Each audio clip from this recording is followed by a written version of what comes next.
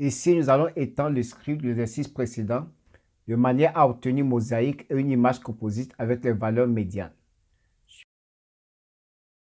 Je vais donc déplacer cette image un peu plus bas et ajouter des lignes entre les deux.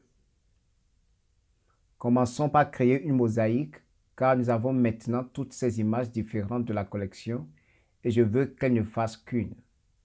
Bien sûr, il ne s'agit pas vraiment des 52 images car elles seront également mises en mosaïque pour les différentes périodes.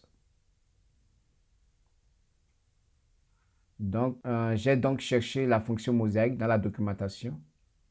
Je crée une nouvelle variable mosaïque. Je l'applique à notre collection filtrée en utilisant la fonction mosaïque qui va créer la mosaïque. Ensuite, je vais calculer la valeur médiane pour chaque bande sur l'ensemble de la collection. Et cela nous donnera les meilleurs pixels. Si je recherche la médiane, je constate qu'il s'agit d'une fonction de la collection ee.image.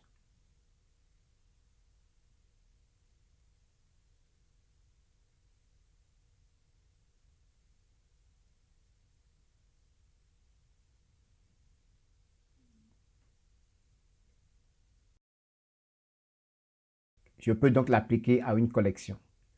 Donc, créer une nouvelle variable médiane composite, utilisez votre collection filtrée, puis médiane comme fonction, et terminez la ligne par un point-virgule.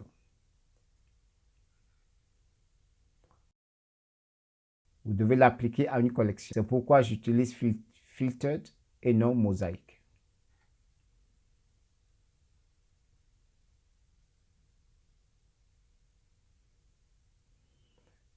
Je vais ajouter les résultats à la carte.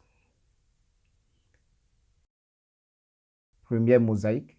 Utilisez les mêmes couleurs et les mêmes bandes. Dans ce cas, RGB. Je l'appelle mosaïque.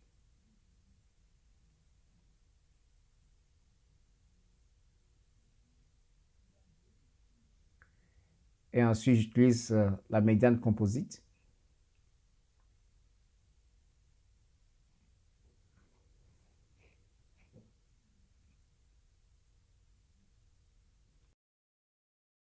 Et exécutons cela. Maintenant, nous voyons que ces couches sont calculées et affichées. Vous pouvez voir les barres de progression.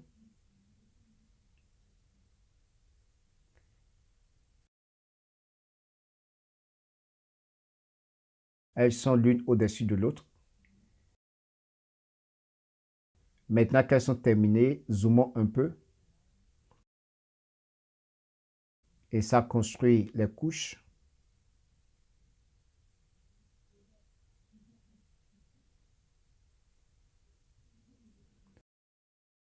Nous pouvons donc les activer et les désactiver.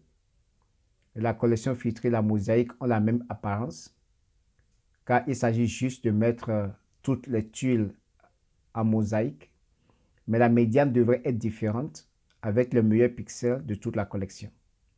Et c'est ce que nous voyons ici. C'est donc déjà un premier exemple de réducteur.